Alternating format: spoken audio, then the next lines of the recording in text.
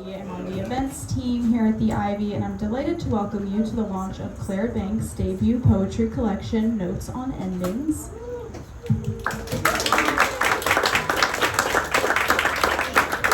Many of you may know Clare Banks from her role as assistant editor of Smartish Pace magazine, which hosts the beloved Hot L Poets series here at the Ivy and Bird in Hand. Clare has received 2 Maryland State Arts Council Individual Artist Awards. Her poems have been featured in the Best American Poetry blog and in such journals as Poetry South, Poet Lore, and Boulevard, among others. She was nominated for the Best New Poets of 2023 anthology by the Mississippi Review. She has an M.F.A. in poetry from the University of Maryland and lives in Baltimore. Clare will be joined in conversation by Lindsay Bernal, the author of What It Doesn't Have to Do With, winner of the National Poetry Series. Poems from her second manuscript appear or are forthcoming in Chicago Review, the Georgia Review, the Hopkins Review, New England Review, Oversound, and other journals.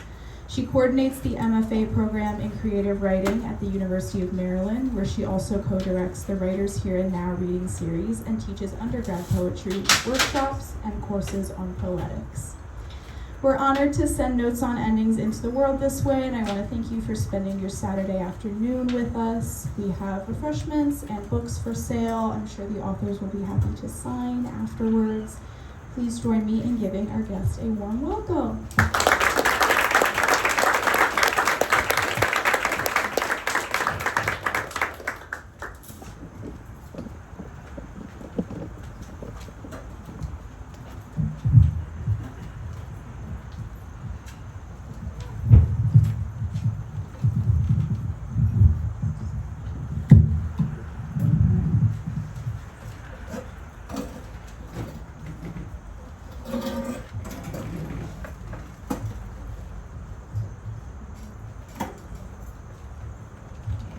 Hi everyone, thanks so much for being here. Okay, so we will converse, but we're also both going to read. That's the first thing. Okay, can everybody hear me? Okay. Though I'm wearing the Smartish Pace shirt, I'm Lindsay and that's Clare. Thanks so much to everyone at the Ivy for hosting us, especially Emma, Hannah, Maggie, Ruby, and Amanda. Thanks so much to Clare for Notes on Endings, the reason we're all here. It's such a gift, this book. It just reminds me of all the reasons I love poetry. Okay, so my mom is here and my partner Nate is here, and I planned my reading around them. Sorry to them. Before I had Nate, I showed almost every poem I wrote to my mom. Clare's mom is really central to her book. Steph doesn't appear like as often as Nate appears in my book. Their marriage must be like much better. Anyways, okay, so I'm gonna read. I'm gonna read just a few poems from my book, and then I'm going to read some new stuff. So I was thinking about marriage and mothers, so I'm reading poems from like my Louise Bourgeois series throughout the book, because she knew everything about both.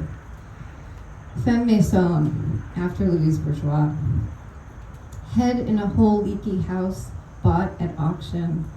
Maison's bird-caged mannequin reinvented, with 2 sons in diapers, a gold-plated cross around her neck that strained under all the brick, the immense mansard roof needing repair, needing paint, they, all 3 of them, listening for the drips. The thickness of the curtains bugs her most. They block the sun, so rare here, and part of her, but not the wet. Too much mind clutter to work and no spine.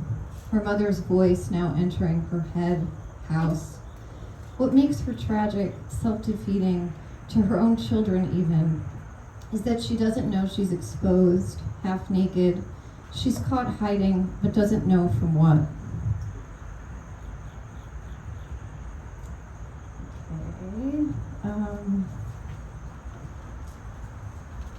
Okay, this one is for my great aunt, my mom's aunt, and it's about her. But it started as this erasure exercise that I did of one page I really love from Jenny Ophil's Last Things. On happiness.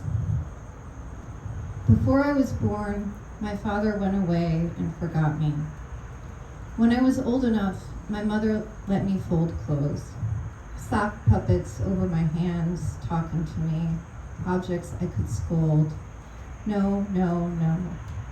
I was terrified by the afternoons, but knew not to wake her or shut the window to the garden. Words only I heard in the gluey dollhouse. Down the hallway like a sea I learned about in school. Baltic, bearing, dead. Windless as the trees against the bluest sky a sky could manage. In the picture I looked happy, squatting on the grass, my bony knees in my arms.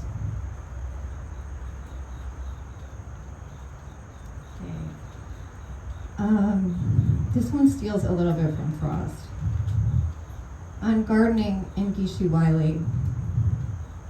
Gardening's not my thing, but I've memorized the list of prohibited invasives in line for my dump permit, ready to purge, let go of what's accumulating in the corners.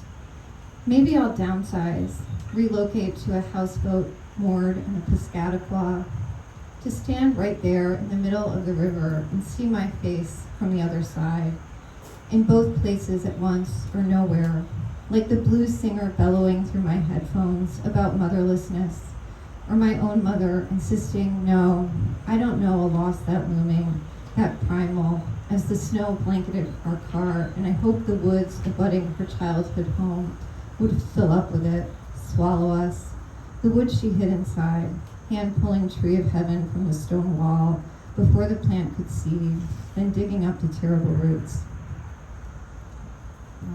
Okay, the rest is from my unpublished manuscript that hopefully will one day be published.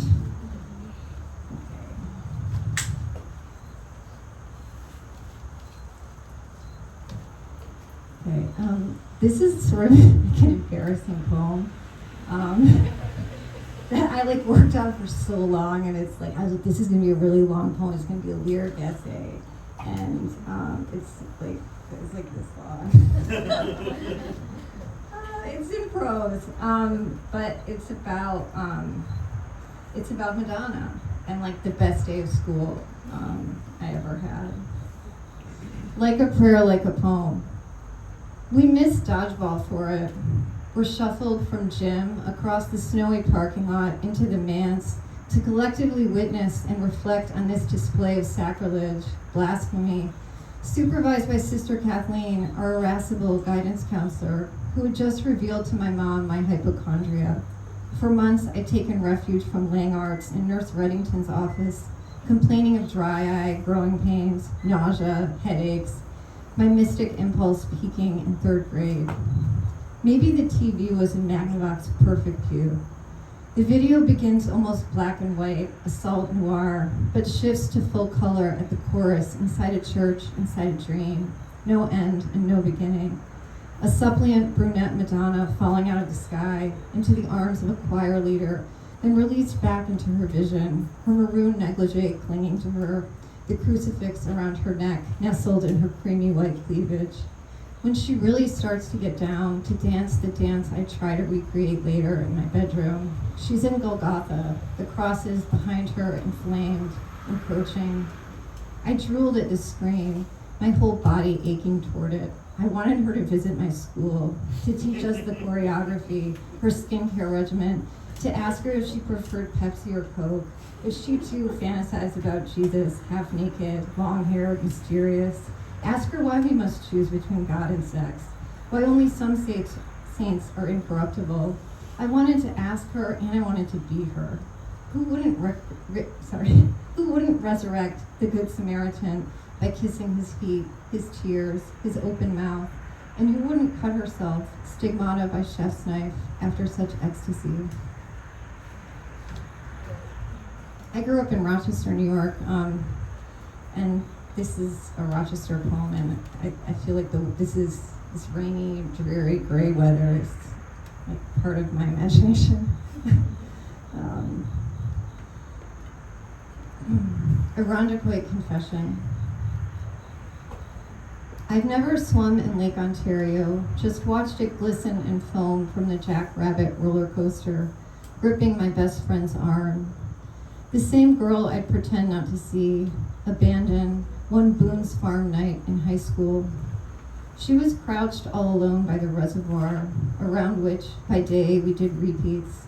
The late sun through the fence ribboning our legs, coach calling us zeros, threatening us to improve our splits or else we'd never go home.